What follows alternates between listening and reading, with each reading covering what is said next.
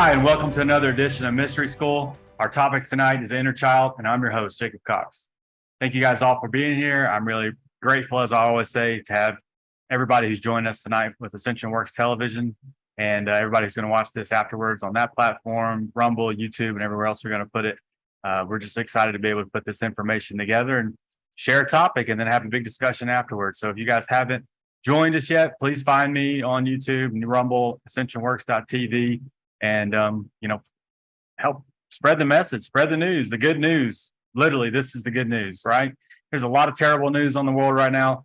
There's a lot of things that they're talking about, but it's rarely good, right? Why? Because they don't want people to know about the good news. But I'm telling you, I came here in this reincarnation, in this lifetime, to spread the good news, spread the gospel that we are all one.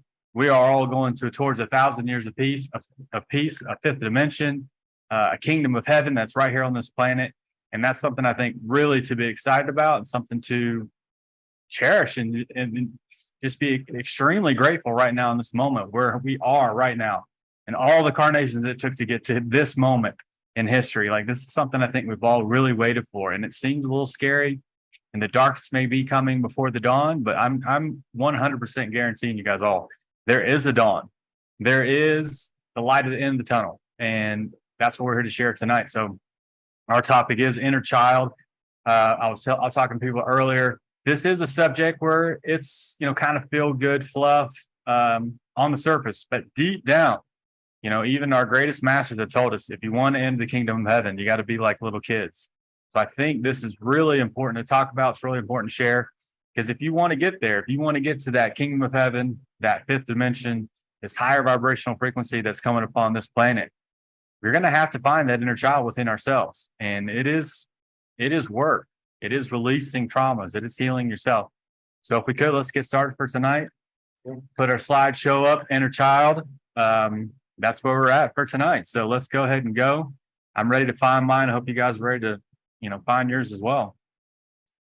So really, it's all about how in touch are you with your inner child.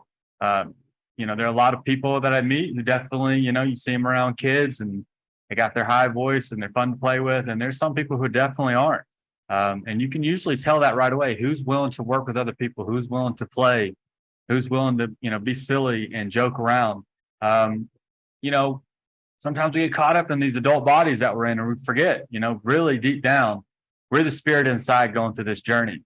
And the things that happen to us as kids can really play a big part into how we are interacting with the world as adults. So super important to really ask yourself, is your inner child ready to come out and play? Is it ready to play with others? Is it ready to get along? It's easy to throw stones and be mad and be divisive and find a platform where you can be against someone else. That's pretty easy these days. But to be the child within yourself that literally wants to play with everybody else, that wants to engage with people, that wants to learn, that wants to grow, that has 100,000 questions to ask, why? That's how we should feel about the world. It's not all figured out because we went to high school and we went to college and, they gave us these books to read and said, this is all the information we need to know. It's definitely not. The most incredible things that I've discovered in this lifetime have been the things that I've researched on my own, that I've had happen to me behind closed doors in my living room. So it's really important, finding that inner child and being, sensitive again, man. And they told us not to be sensitive, right? As kids. And maybe our parents did, maybe teachers did. But somewhere along the way, someone told us not to be so sensitive. And it's really a good thing to be sensitive, to feel your own feelings and your emotions, and that inner voice guidance that's coming through. There's absolutely nothing wrong with being a sensitive person. But as an adult, when those things have happened to us as a kid, that part of the brain just doesn't even realize. It's just like, this is now, there's only now. And it doesn't, can't decipher that time. So things that happen to us as kids really affect us today. So above all, never let age extinguish the fire of your inner child. And that's what it is. It is a fire within us. It is a power that we have, like a superhuman power. That's why so many kids are so, they just love superheroes. They love, the mission is to save planet Earth, to save others, to help, to be a servant, to wear your cape with pride and go help the others in the world. I mean, there's no one better among us than a servant. Really? Honestly, that's what it is. And to help others, eventually you realize you're honestly helping yourself. You can't help someone else. You can't do for others and not feel good some way, somehow. It just makes you feel good to help someone else, no matter what that is. To listen, help somebody get a little lunch one day, just make somebody feel heard and feel special. A lot of people don't feel like that anymore. I love this little picture, two kids playing, and it says, "What do you want to be when you give up?" When you give up all your dreams, all your ambition, all your imagination, how will you fall into alignment with what is going on this planet now, instead of having those hopes and dreams as you get older and become an adult? It's kind of sad, but it is true. We do give those things up. We give up our dreams for security, for what's easy, what mom and dad want sometimes, what our family wants, to be a doctor, be a lawyer, be this, go to college. And those dreams that we have to be performers, to be, healers, to do different things. Sometimes, it's hard to go against the grain and to do something different, but we got to go back and we got to find that. So here's an incredible picture from Burning Man. Two adults angry at each other, backs towards each other, and their two little inner childs facing each other, still wanting to play, still wanting to connect. Isn't that how it is? Like, one person says something mean to me, I'm not going to talk to you anymore. We're not going to be friends anymore. I can't even tell you the awful things that I did to some of my friends when I was a kid. I literally knocked a friend of mine out, my best friend, my next door neighbor, and we were shooting slingshots. And I pulled one back as far as I could, and I hit that dude right between the eyes. And I thought he died. I was literally as scared as I could be. And he was out for a couple minutes. And, once you come back, he was probably pretty upset. But, you get up and you start playing, and you keep going until the sun goes down, We don't have forgiveness in our hearts like that anymore. We've been tainted. Our hearts have been hardened to be upset, to hold grudges, instead of just really being beautiful, forgiving. I forgive you. Let's move on. Let's have fun. Now, all the time left is 30 minutes before the sun goes down. We got to play and we got to have fun. It's a powerful image to think about, even though our egos are hurt and we don't want to talk to someone.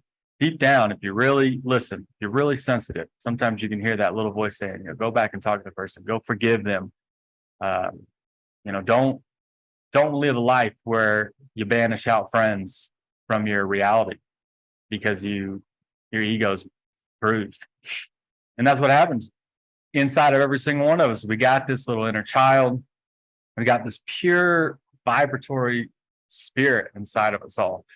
And just because you're in an older body, because you're in an elderly body, doesn't mean it's still there. Doesn't mean it's still hurt to this day because of something that happened in the third grade or when you're 3 years old. And a lot of times we really, when something happens to us and we get really upset, someone hurts us, tells us we're not good enough, we're not pretty enough, or we're not as cool as everybody else.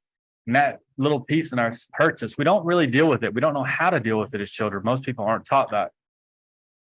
But because those things happen to us, we carry them on, and we just kind of bury it underneath, under way down deep in the body. And we don't realize, even though we've kind of forgotten about it, it's over, it's still playing a part of how we see the world, the laws to our universe, and how things, people, and events are showing up for us. It can happen in a lot of ways. It doesn't have to be someone. It could just be the wounds of trauma of our parents arguing, getting angry at each other. People, like I said before, people saying stuff to you that you're not good enough or pretty enough. But there's a lot of different ways how this plays out. And when it plays out, it's just something that it's happened. Maybe it's over, but you go to your bed that night and you think about it till you go to sleep. You dream about it, and it just stays in the subconscious, and it never goes away until you may think it did. You may think, oh, I've forgiven, I don't care about that anymore.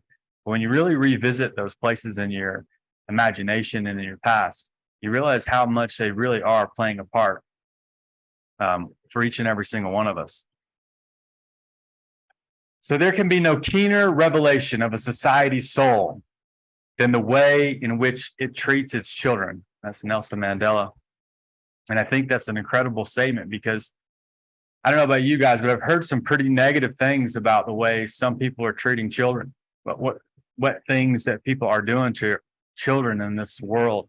And I don't want to go into depth about it, but I'm sure most of you know trafficking that's happening, pedophilia that's happening. These are things that are happening, and we do need to be aware of them and what's going on, and not talk about them, have a conversation about them. But it's so funny that it's incredibly important to be in this inner child state of being. And there's some people who've lost it so much they have to feed and prey on little children to get that energy, because a child's energy is a higher vibrational frequency. They live in a higher vibrational state than we do. It's when they've learned the knowledge of good and evil. This is what you do. This is what you don't do. This is how you act and how you don't act. This is how these kind of people act, and this is how we act. These are how rich people and poor, whatever.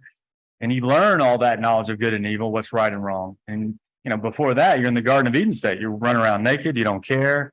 It doesn't bother you. Those kind of things. It's not that someone tells you you're naked, you need to put clothes on, right? And then you realize, that's not a good thing. That's bad. That's us. That's the parents and adults telling our children. And to some extent, they have to do that a little bit in society, right? We have to obey those laws. But we need to be really careful sometimes about how we explain certain things. And I, definitely, for one, never saying because I said so. I feel like I always want to be honest, and I want to explain to children why are we doing this, and that it's not necessarily bad. Our bodies are not bad at all. There's just different ways we have to act in society and culture sometimes. But deep down, very deep down within our soul, there's a beautiful, loving child. You remember her? You remember him?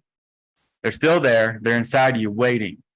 Let's go get them tonight. Why don't we do a little practice and really, remember what it's like to be those people? Because we really are still those young kids, even though we got these, older bodies. We're definitely those younger kids inside ourselves. And it's time to go heal our inner child. It's incredibly important. Like I said, I'm gonna show you some stuff later on that's going to explain into depth a little bit more about how important Christ and other people said that it was. But if we haven't done an inner child work, we need to do it. We need to do it. So let's do that a little bit. Inner child wounds. I found this online. I thought it was a great place to start. Abandonment wound. People who feel left out. People who fear being left. They're usually codependent. They hate being alone. They usually need people to be around them all the time.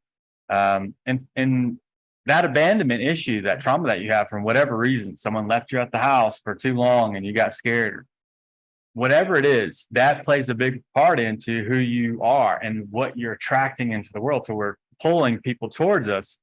If in that case, usually unemotional, emotionally unavailable people who aren't ready to be there for you, because you think the world is like that. This trauma has happened to you as a child.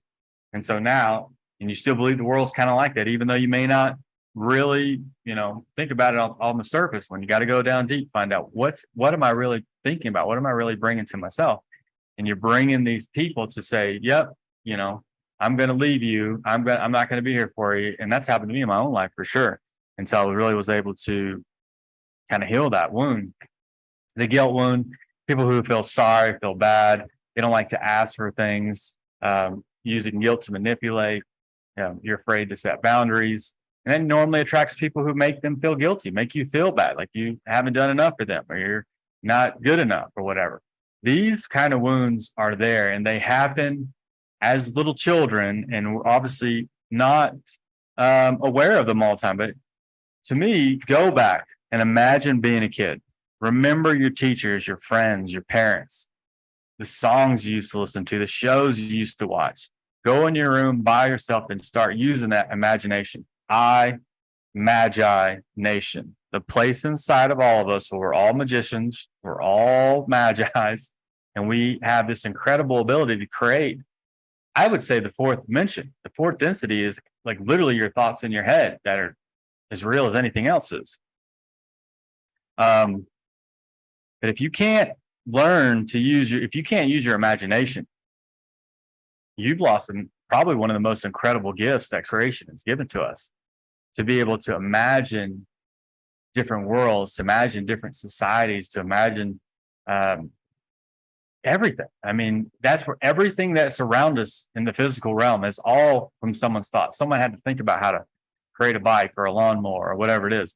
That all had to come in someone's head before it became the physical world. We really have to think about those things first before we're ever going to see them. And so go down to the trust wound, people who are afraid to be hurt, people who don't trust themselves. They find ways not to trust people. Oh, so-and-so did this to me, so I can't ever trust them ever again. Not that we should probably trust everybody 100% as soon as we meet them. Trust is probably better earned than anything. But I've always thought that it's not like a test where you start out at 100, you start out at 0, and as you get questions right, you get more and more points. In my book, that's how I normally see it. But the people like that feel insecure. They need lots of external validation. They don't feel safe. They normally attract people who don't feel safe, for whatever reason. That's a big one. And then the neglect one. Struggles to let things go, has low self-esteem, gets angry easily, struggles to say no, represses emotion, fears being vulnerable, normally attracts people who don't appreciate them or make them feel seen. And I imagine there's a few people like that out there like that. And I can resonate with all these things. I feel like I had a traumatic childhood that definitely changed my life as a child incredibly. And I feel like probably, share that story with you guys now, because I feel like stories help people, right? When somebody can resonate with your story, it's helpful. So when I was a kid, and I was about 6.5 years old, I was in a car accident. Basically went face first through a window. I wasn't wearing a seatbelt at the time. It's like a day or two after Christmas in 1987. And I went flying through the window and fell on the ground. And then this Jeep Cherokee flipped several times and fell right on top of me. And my parents found me. My dad said I wasn't breathing and I wasn't, my heart wasn't beating. He just thought I was dead. And so, he prayed for a second, but he went to go find my mom and brother too. But eventually they got me out from under there. And I basically died on the ambulance on the way there. In the hospital, they said I probably died at like 3 times. I lost an incredible amount of blood, had an incredible head injury, major head injury, and glass all on my face and broken collarbones and all kinds of stuff. And I think I had like 300 stitches plus in my face after it was all over. Eventually staying in the hospital in a bed for several weeks or a month or so, eventually going back to my grandmother's house in Georgia and staying on her couch for several months. My teachers brought me my work and my grandmother did it for me and turned it in. I peed on a couch for a couple of months and I didn't get up. I had to eventually learn how to walk and talk again and take physical therapy for that. That's, a lot of scars and stuff on my face that kids did make fun of. I had incredible headaches that would last for hours. That would just put me out from all the pressure, I guess. So that happened for a long time afterwards.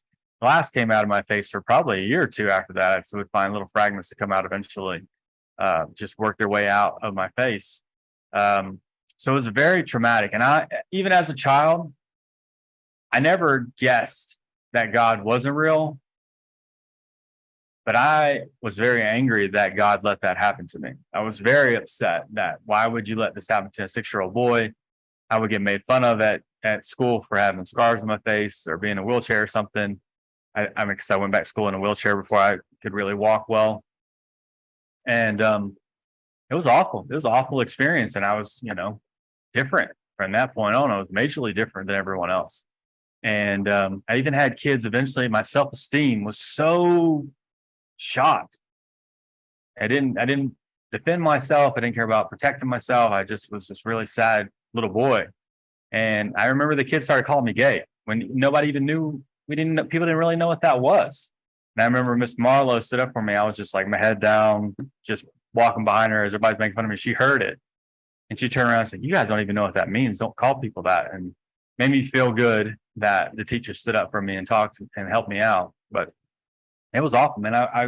I went to bed almost every night crying, wishing I would die. And, it's awful for like a 6-year-old kid to feel. I'm 7 years old almost. And it's something that happened for a long time. And as I have gotten older, I've numbed myself for a long time after that. But as I got older, I realized how much power was in that moment for me, and all the things that happened to my mom, my dad, the guilt that he felt for driving. My brother was jealous because he didn't get a scratch on him. He was jealous that I didn't have to go to school. He was jealous that I sat at grandma's house all day.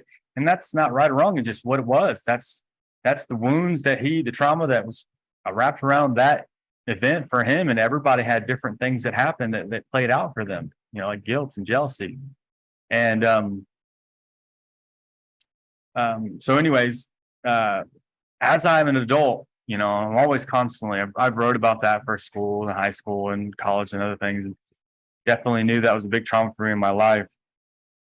And I went back to that place so many times and asked God, why did this happen? Why did this happen? And as I mature, as I do my inner child work, and I realize I could never be the person that I am right now had that event not happened to me. I would never have the empathy for someone in a wheelchair, for someone who couldn't walk, for someone who was different, had I not had that experience for myself. And today I work with special needs kids and adults, and I know for a fact there's no way that I would have the empathy, the patience, the kindness, the downright determination to make a difference and make somebody feel loved, to make somebody feel like there's somebody there to come to their house every week and play with them and hang out with them and do things with them. I would not have that if it wasn't for that moment in my life that happened. So I have nothing but revelation from that then, right? I'm better because of those things that happened, no matter the scars and the pain and the being made fun of. There's nothing that someone can say to me now that's going to make any effect on me now. I've heard it all. And you're so much stronger because of those things that happened to you. You really are. So as that has happened to me, and I've done work for years and years and years on this event, I want to share this little piece with you guys. So recently I had to buy a vehicle, and I was just researching on the 4-wheel drive vehicle, decent gas mileage, and all the things that I wanted. And so I finally ended up on the car that I wanted, and I had like 3 to choose from. And then last second, this nice red one popped in, and I was like, oh man, that's the one, I really want that one. I like that color, and that's the kind of car I want. So I got it. And it took me probably a few days, up to a week maybe, that I'm driving that car around, and the Godsmack moment, the revelation, the aha, the eureka moment happened to me. Boom. I'm driving a red Jeep Cherokee 2017, which is 30 years after the 1987 event of me going through a windshield in a red Jeep Cherokee. And I was like, whoa, man, the goosebumps, all the hair stands on top of all over your body. And you realize, wow, God just gave me a gift. I was someone who was traumatized by this event in this kind of car, and now I'm driving it.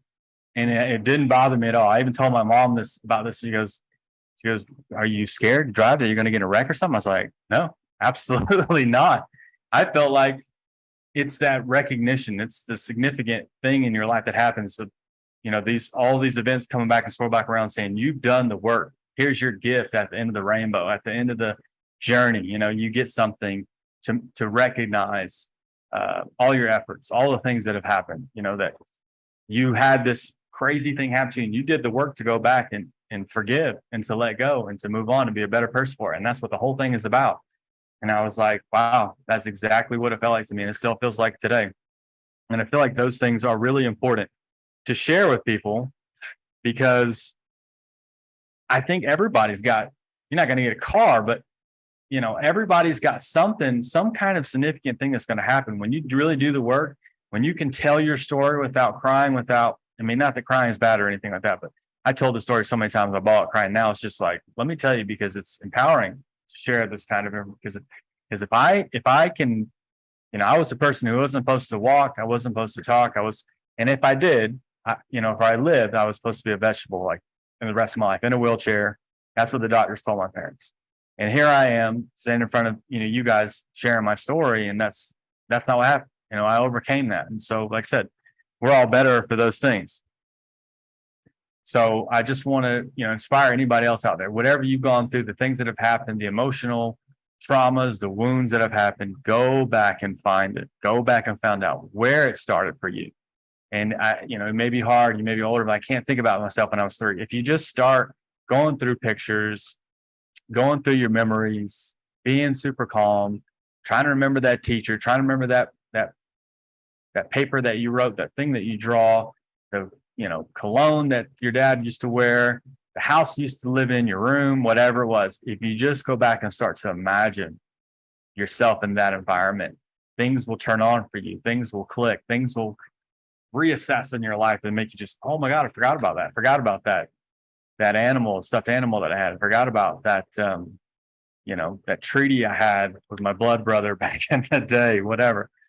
Things will just start happening, and you'll go back and you'll remember certain things that happened to you. And it's really powerful. It really is powerful to go back and heal that younger child that got hurt. Something happened to you.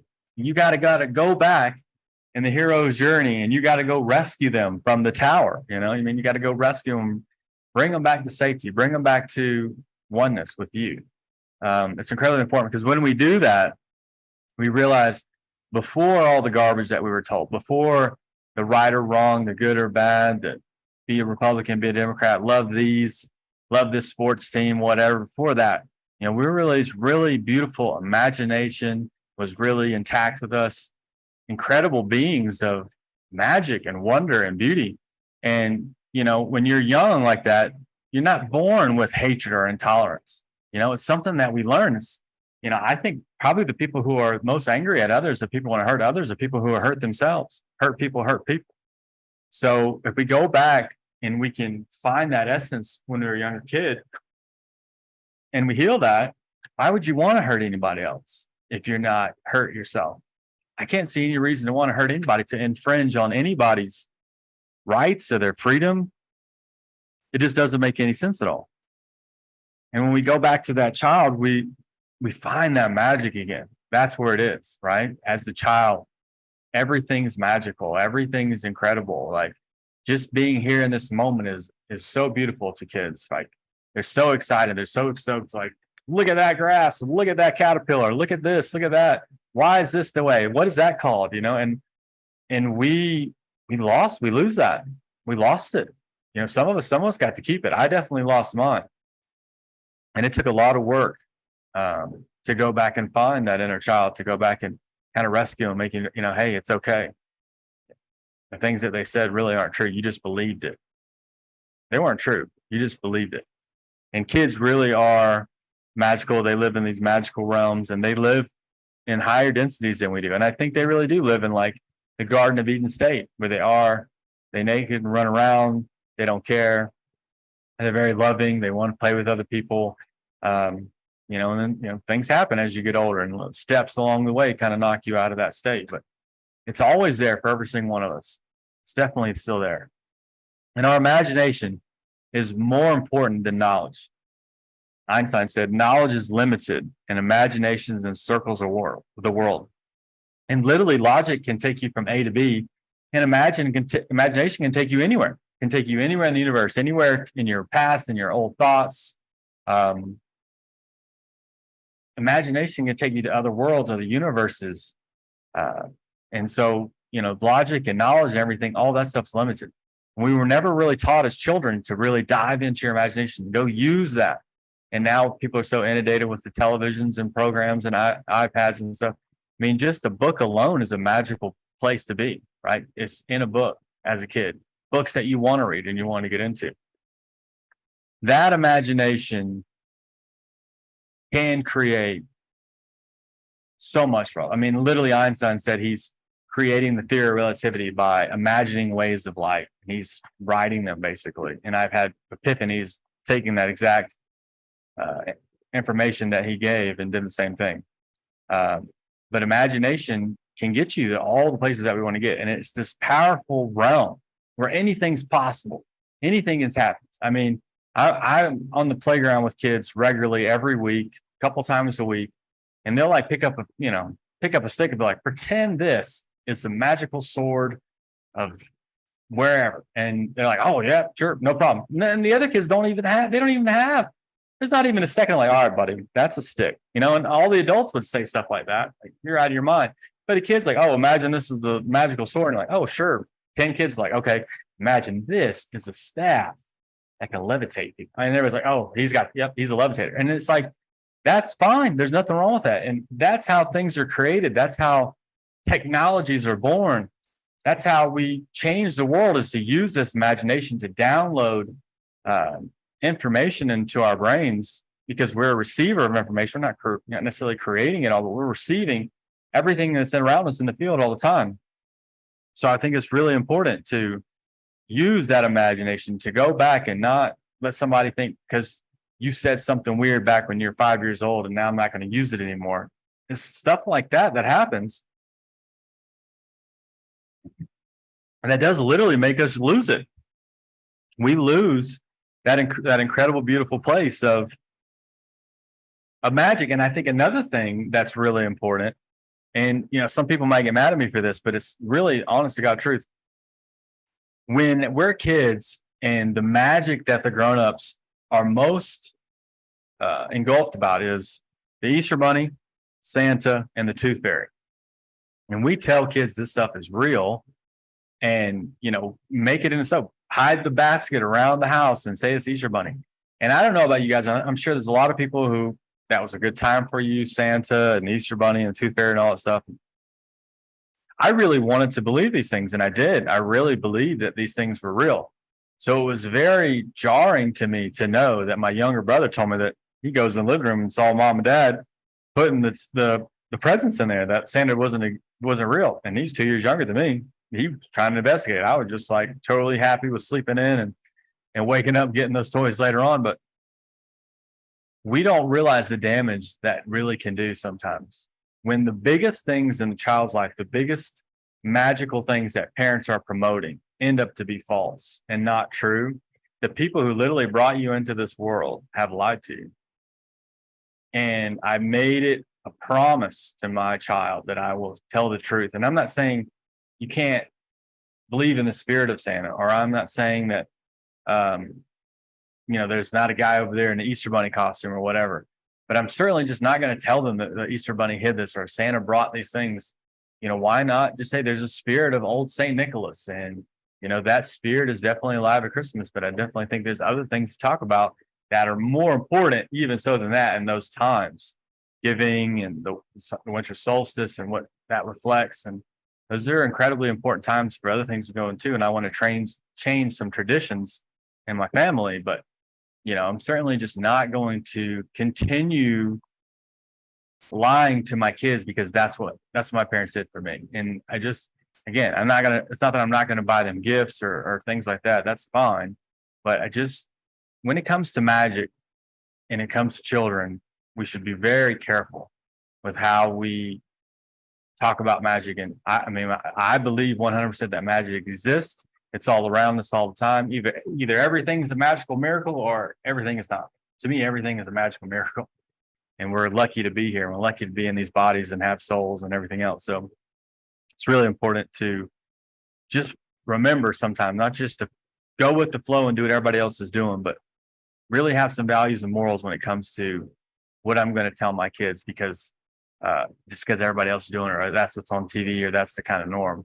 I want them to have more of an understanding than that, so that some kid doesn't come to my kid later on, 4 years old, Santa's not really real. And she has to hear that from someone else other than me. I'm not going to have that. I want my child to trust me all the time, no matter what. I'm going to tell you the truth. May not be the best. I'm not going to try to make it hurt and sting, but, I just want to be honest with them so that, hey, magic does exist. We can still do a lot of things that you can see on TV, and the fairy tales are real. So that to me is important. Another thing I think that is very possible when we get back in these childlike states is miracles can happen. People thought it was magic, but are miracles, but it's just the understanding of everything is all connected. And when you come into this realm that we're in with more pure, innocent vibrations, more intention, you're able to move those mountains. You're able to do the things other people weren't able to do. There's no doubt in my mind, someone like Daniel standing in the lion's den, because he had a pure heart. You see animals like that a lot of times where they'll come in and start barking at one person in particular while not doing that to other people. They pick up on things. They feel that vibration that you give off, the essence that you are. Are you a kind, peaceful friend? Are you someone that could be potentially an enemy, someone who has a lot of war going on within yourself? So therefore, they might pick up on those things. But I think we can certainly calm the minds of animals and calm the minds of other people who are in those pure, innocent-like states. And that's really a powerful place to be. If we want peace, then obviously we have to be more peaceful and more kind to each other. And when we find that inner child within ourselves, we can dominate in life. Like I said earlier, you unleash that inner child. Your imagination's on, you're fun, you work well with others, people want to be around you. That to me is a quality that sticks, and people say, I want that. And that's something I'm working on myself still too this day, is being more outgoing and extroverted, to hang out with other people and to be that person that really trying to make more friends and be more friendly. It's a task. And I feel like just because we're adults doesn't mean that, we're done with our journey. There's so much more to grow, so much more to learn, so much more to heal, and so much more to do. And, don't, just because we're old, we haven't, lost time, or the only time is now. So you can learn something at 55 or 15. And, there really is a superhero inside all of us. We just need the courage to put on that cape. Go back and put on your cape again. Go back and be a superhero again. And to the point where, you don't care if anybody else sees you in your Spider-Man costume or your cape or whatever. It's super important. Be who you are, who you came here to be free. Kids are free. They are much more freer than us. They live in a much more higher vibrational frequency than we do. And that's probably why there are people who do feed on young children, unfortunately, that feed on that pure innocence that they are, because they can't find it themselves. And there's so black hole energy inside of them that, they're looking for anything to suck it up to make them feel good about themselves. But deep down, if they just did that themselves, they wouldn't want to hurt anybody ever. And now I want to take you to some of the things I was talking about earlier with what Christ said about how literally important it is to find that inner child within yourself. Luke 18, Christ said, "Let the little children come to me, and do not hinder them, for the kingdom of God belongs to such as these. I tell you the truth, anyone who will not receive the kingdom of God like a child will not enter it." And that's a big thing. If you don't receive the kingdom of God like a little child, you won't get in. Plain and simple. And he told people, he said, people think they did miracles in my name, and they were with me the whole time, and I'll tell them, no, you weren't. This is not something that you believe in or have faith in, because I call myself a Christian, or because I said that Christ is in my heart, all those kind of things. To me, that's where the message was missing as a child. All these people said, we're Christians in this, and they talk a certain way at church, but then the other 6 days of the week, I see them out, and they totally different. And, prejudices or stereotypes or whatever, and judgmental against people. And I was like, that's not childlike. That's not it. That's why I had such a hard time in church. But this is a very, very powerful saying, and here's another one. Truly, I tell you, unless you change and become like children, you will never enter the kingdom of heaven. Whoever becomes humble like the child is the greatest in the kingdom of heaven. Whoever welcomes one such child in my name welcomes me. So that you love children, that you interact with them. You can always tell those certain adults, and there's a couple of kids around, they start to freak out a little bit. They get a little weirded out. They feel uncomfortable. You got to get over that, man. You got to get over the weirdness. Just be weird. Have fun. Join in on the weird stuff. Be silly. Have fun. And then here's another one I want to share with you guys. This is not from the Bible. This is from the Gospel of Thomas. So there are other actual books from the Nag Hammadi Library, from the Gospel of Thomas and Mary Magdalene and stuff, and this is one of them. And his disciples. These are a lot of stuff that's in the Bible is in this, but the more in-depth conversations with Jesus behind closed doors are in these documents. And even Jesus has said to himself, I speak to you guys outside in parables, but to my true disciples, I tell them behind closed doors the meaning of the parable. So parable is, those cute little stories of prodigal son and those kind of things. But there's a much more deeper, quantum physics and, just how the universe really relates to human beings in general, like how your thoughts interact with the world. And those parables he was telling people behind closed doors. And so here's one of them that goes along with this. His disciples asked him, when will you appear to us? And when will we see you? And Jesus said, when you strip down without being ashamed, and you take your clothes off and put them under your feet like a little child and trample them, then you will see the Son of Man, you will see the Son of the Living One, and you will not be afraid.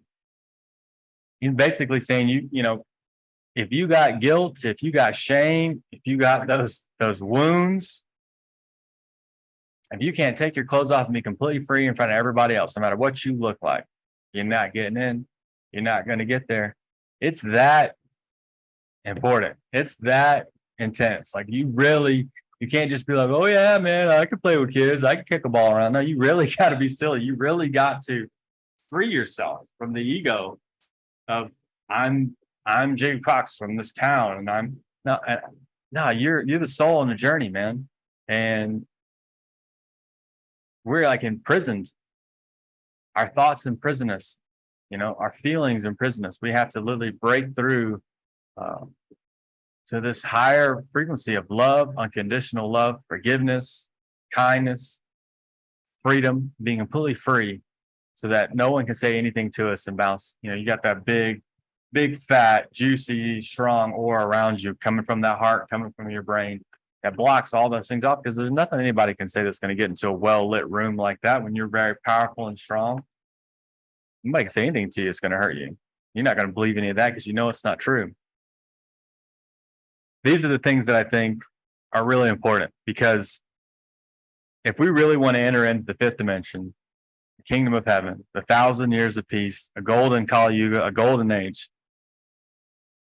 when you really think about it, Jesus saying we're all got to be like our inner child self. When I'm on those playgrounds with those kids, the one thing that I notice more than anything else is they're all there to play with each other.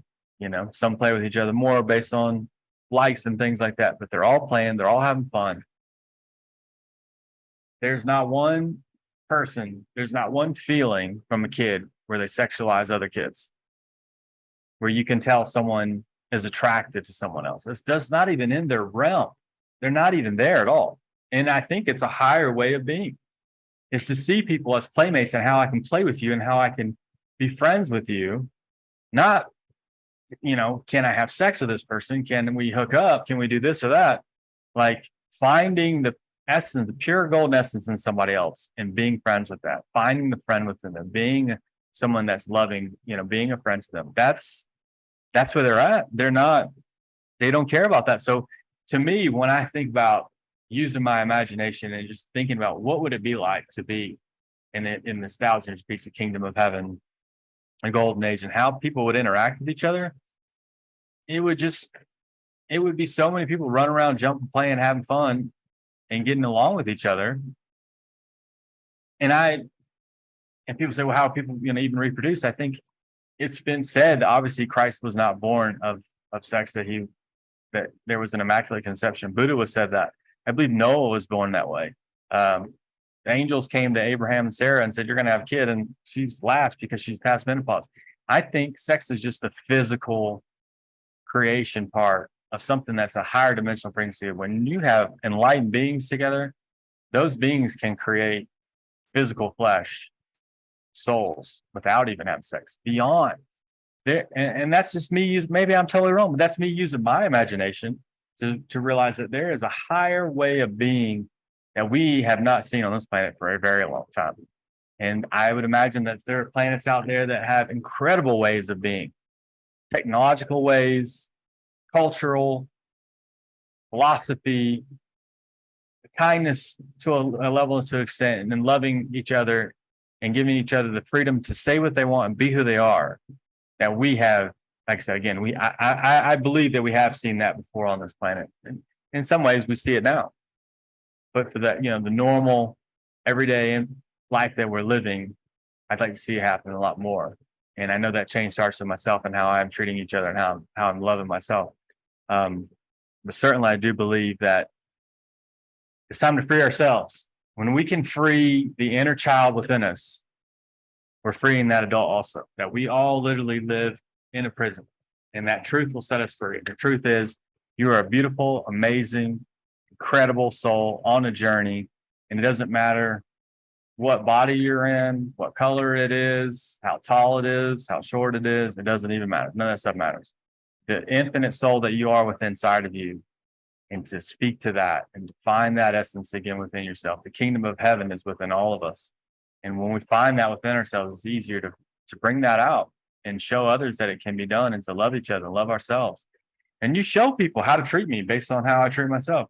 If I don't hate myself, if I'm not bullying myself, I'm not going to let a bully me. People let bullies bully them because they bully themselves, and they tell themselves they're not good enough, and they line that up, with the bully who needs to make fun of someone to feel good about themselves, or hurt someone to make themselves feel good. But those two people need each other to have that karma to come alive and be like, oh, the moment when I realize eventually that someone's taking advantage of me is also the same moment I can realize that I have worth.